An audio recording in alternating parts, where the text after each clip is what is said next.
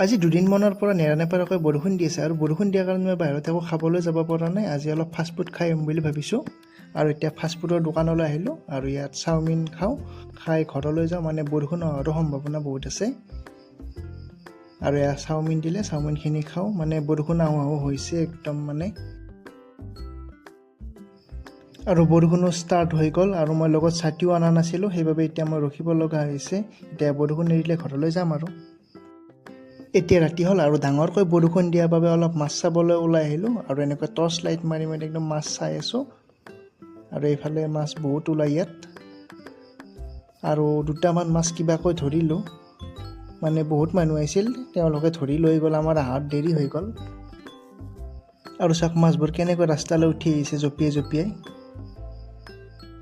ইমান টাইম যুঁজি মাত্ৰ 5-6টা মানে মাছ পালোঁ। আজিলৈ ভিডিঅ'টো ইমানেই, নেক্সট ভিডিঅ'ত আকৌ লগ পাম, বাই বাই।